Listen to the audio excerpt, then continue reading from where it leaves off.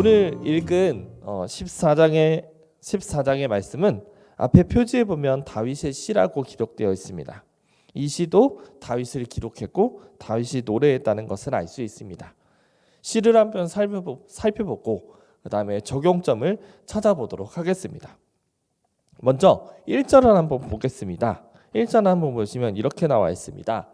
어리석은 자는 그의 마음에 이르기를 하나님이 없다 하는도다. 그들은 부패하고 그 행실이 가증하니 선을 행하는 자가 없도다. 맨 처음에 나오는 단어는 어리석은 자입니다. 이 어리석은 자를 라는 단어를 살펴봐야 이 전체 시가 이해될 것입니다. 어리석은 자라는 의미는 어떤 의미일까요? 한번 생각해 보십시오. 먼저 어리석은 자 하면 어떤 것이 떠오르십니까? 아마 대부분 머리가 좋지 않거나 바보 같은 사람을 떠올릴 것입니다. 그러나 오늘 본문에서의 어리석은 사람은 이와는 다른 사람입니다. 히브리 원어로 나발이라고 하는 단어가 어리석은 자로 적혀 있습니다. 나발 어디서 많이 들어본 단어이지 않습니까? 이 단어는 사람의 이름으로 등장을 합니다. 그 이야기는 사무엘상 25장에 나오는 아비가일 이야기에 등장하는 아비가일의 남편 나발입니다. 그는 부자였지만 완고하고 행실이 악했다고 성경은 표현합니다. 그리고 아비가일도 나발을 평하기를 이름 그대로 못된 사람이고 하는 일도 어리석습니다 라고 이야기합니다. 나발은 이스라엘의 떠오르는 대세인 다윗을 알아보지 못하고 자신의 이득이 달아날까 봐 걱정하며 다윗을 쫓아냈던 사람입니다. 돈을 좋아했고 그리고 그것대로 만족하며 사는 사람, 이 사람이 나발이었습니다. 이처럼 나발이라는 단어는요, 뻔뻔하고 건방지고 현실에 오판하는 사람을 일컫는 뜻을 가진 어리석은 자로 쓰였습니다. 이 어리석은 자의 행동은 어떠합니까? 1절 말씀을 다시 한번 보면 이렇게 이야기합니다. 어리석은 자는 그의 마음에 이르기를 하나님이 없다 하는도다. 말씀을 보니까 하나님이 없다라고 이야기합니다. 하나님이 없다. 무엇일까요? 무신론이죠. 그런데 이때 당시 이 시를 작성할 당시에 고대 사회에서 무신론이 많았을까요? 고대 시대에는 신정일치 사회, 그러니까 종교와 정치가 일치하는 사회였습니다. 신을 믿는 종교와 정치가 일치하는 사회여서 신의 말씀이 곧 법이고 이런 사회가 고대 사회였습니다. 무신론이 거의 없는 시대였죠. 그러면 이때 무신론은 무엇을 뜻할까요? 이 무신론은 신을 믿는다고 이야기는 하지만 행동은 신이 없는 것처럼 행동하는 사람을 의미합니다. 그런 사람을 가리켜 실천적 무신론자라고 이야기합니다. 이와는 대조되는 무신론자, 우리가 잘 알고 있는 무신론은 이론적 무신론자입니다. 이론적 무신론자는 자신이 왜 무신론자일 수밖에 없는지 체계를 세워서 이론을 만들고 논리적으로 설명하는 사람을 의미합니다. 여러분들이 잘 아는 종교는 아편이라고 이야기했던 칼 마르크스, 신은 죽었다고 이야기한 철학자 프리드리히 니체, 이기적 유전자를 쓴 리처드 도킨스 등이 있죠. 오늘 본문에서는 이 이론적 무신론자와는 다른, 하나님을 믿는다고는 하지만 하나님의 사람답게 살지 못하는 실천적 무신론자를 이야기하고 있습니다.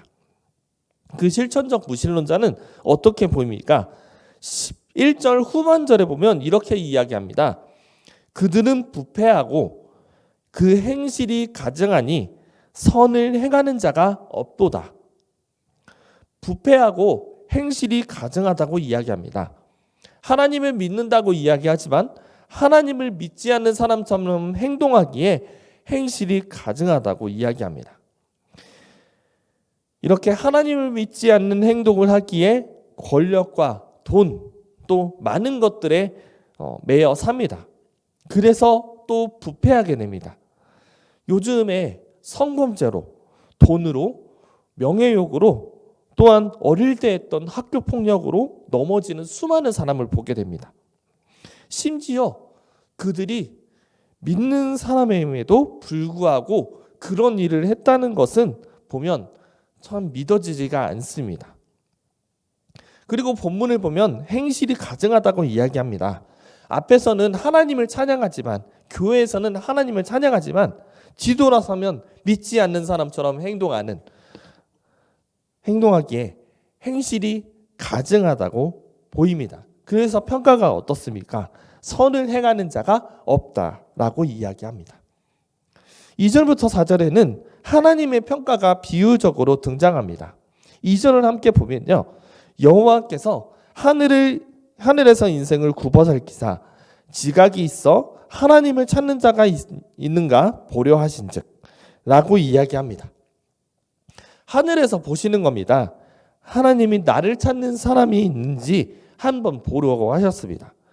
그러나 하나님이 보셨던 세상에는 이런 사람밖에 남지 않았습니다. 실천적 무신론자밖에 보이지 않는 거죠. 3절에 보면 이렇게 나와 있습니다. 이렇게 이야기하고 있습니다. 다 치우쳐 함께 더러운 자가 되고 선을 행하는 자가 없으니 하나도 없도다 라고 이야기합니다. 내가 아래 땅을 보니까 다 더러운 자가 되었구나. 나를 따르는 자가 하나도 없이 나를 믿는다고는 하지만 나를 믿는 사람답게 행동하지 못하는구나 라고 이야기하고 있는 것이죠. 이 구절을 사도 바울은 로마서 3장 10절부터 12절까지 의인이 하나도 없다는 것으로 보고 인용하고 있습니다. 이렇게 기록하죠. 기록된 바 의인은 없나니 하나도 없으며 깨닫는 자도 없고 하나님을 찾는 자도 없고 다 치우쳐 무익하게 되고 선을 행하는 자는 없나니 하나도 없도다. 그리고 이 사회에서 어리석은 실천적 무신론자들은 4절을 보면 이렇게 나와 있습니다. 죄악을 행하는 자는 다 무지하냐? 그들이 떡 먹듯이 내 백성을 먹으면서 여호와를 부르지 아니하는도다. 하나님의 백성들을 떡 먹듯이 먹는다고 이야기합니다. 착취하고 고통을 주는 그들을 꼬집고 있습니다. 그런 실천적 무신론자들은 잘못을 깨닫지 못하고 있죠. 무지합니다. 그래서 여호와를 부르지 않습니다. 모르기 때문이죠. 내가 잘못을 했는지 모르기 때문이죠. 만약 알았다면 즉시 엎드려서 두려워했을 텐데 그들은 잘못을 모릅니다. 즉 오늘 본문에서의 하나님의 시선은 하나님을 믿는다고 이야기하지만 믿지 않는 사람처럼 뻔뻔하게 행동하고 건방지고 오판하며 착취하고 고통을 주는 어리석은 자들이 만연해 있는 이 사회를 바라보고 계신다는 것입니다. 그러나 본문은 이렇게 좌절된 상황 속에서 희망을 놓지 않고 있습니다. 5절을 보면 이렇게 나와 있습니다. 그러나 거기서 그들은 두려워하고 두려워하였으니 하나님이 의인의 세대에 계심이로다. 착취하고 뻔뻔한 어리석은 실천적 무신론자의 이면의 마음에는 하나님을 두려워하는 마음이 있습니다. 하나님께서 의인들과 함께 하시고 구원하시고 그리고 그들을 구원하시고 또한 실천적 무신론자들을 심판하실 것이기 때문에 그들은 두려워합니다. 그래서 6절에 보니까 희망의 메시지가 또 보입니다. 너희가 가난한 자의 계획을 부끄럽게 하나 오직 여호와는 피난처가 되시도다. 착취를 당하는 가난한 하나님의 백성의 피난처가 되신다고 이야기합니다. 그래서 실천적 무신론자, 어리석은 자들은 가난한 자들의 계획을 부끄럽게 해서 착취하고 어렵게 하지만 하나님께서는 하나님의 백성들의 피난처가 되어주셔서 그들을 구원하실 것이라는 희망의 메시지를 전달해 주십니다. 그래서 이 시의 저자는 7절의 기도로 마무리합니다. 7절을 함께 읽도록 하겠습니다. 7절 함께 읽겠습니다. 시작. 이스라엘의 구원이 시온에서 나오기를 원하도다. 여호와께서 그의 백성을 포로된 곳에서 돌이키실 때에 야곱이 즐거워하고 이스라엘이 기뻐하리로다. 하나님이 구원을 일으켜 주시기를 원하고 있습니다. 하나님, 이스라엘을 구원하여 주십시오. 이스라엘의 구원이 시온에서 나오기를 원합니다. 이 시온이라는 단어는 하나님이 임재하시는 구원을 의미합니다. 하나님께서 피난처로 피한 가난한 하나님의 백성을 구원해 달라고 간절히 기도합니다. 그리고 하나님의 구원의 때에 그들이 구원을 받았을 때 여기서 그들은 가난한 하나님의 백성들이 구원을 받았을 때 모두 기뻐하고 축제가 열리게 될 것이라고 이야기하며 시를 마무리합니다. 오늘 본문을 보고 어떤 생각이 드셨는지요? 저는요, 저와 저의 생활을 돌아보게 되었습니다. 내가 이 본문에 나왔던 실천적 무신론자인가? 아니면 하나님을 믿는 하나님의 백성인가? 돌아보면 하나님을 믿는 사람처럼 살도록 노력했지만 그렇게 하지 못한 것이 너무나 많더라고요. 여러분의 삶은 어떠십니까? 하나님을 진짜 믿고 계십니까? 하나님을 믿고 있지만 세상에 나아갔을 때 하나님의 사람답게 살지 못하고 계시지는 않습니까? 우리의 모습 속에서 하나님을 믿고 있는 사람처럼 보입니까? 다른 사람들이 우리 성도님들을 볼 때 하나님을 믿는 사람처럼 보이십니까? 아니면 그저 믿지 않는 다른 사람과 같이 보십니까? 바라기는요, 저와 우리 성도님들 모두가 하나님을 믿는 사람처럼 보이기를 소망합니다. 예수님을 사랑하는 사람으로 보이기를 소망합니다. 제가 말하는 것은요, 그저 교회에서만 보여지는 외치는 사람만이 아닙니다. 교회에서의 모습이 생활에서 지속되기를 소망합니다. 교회에서 하나님을 사랑하는 마음을 가지지만 본당 문을 밖을 나서기만 해도 세상 사람들처럼 생활하는 사람이 되지 맙시다. 하나님을 사랑하는 마음으로 이웃을 사랑하는 마음을 가지고 살아갑시다. 그럴 때에 하나님께서는 여러분들을 실천적 무신론자로 보시지 않으시고 진정한 하나님의 백성으로 보실 것입니다. 바라는 길은 저와 백운호수교회의 모든 성도님들이 실천적 무신론자가 아니라 하나님의 백성으로 살기를 소망합니다. 마태복음 7장 21절부터 23절의 말씀을 기억합시다. 주여 주여 말하는 자가 아니라 천국에 들어가는 것이 아니라 하나님의 말씀을 행하는 자가 들어갈 수 있다고 말하고 있지 않습니까? 아마 실천적 무신론자들에게 이렇게 말씀하실 것입니다. 하나님께서는 나 너 모른다. 나가라. 이렇게 말씀하실 것입니다. 무섭습니다. 이 말을 들을까 봐 무섭습니다. 이 말을 들었으면 천국에 들어가지 못하죠.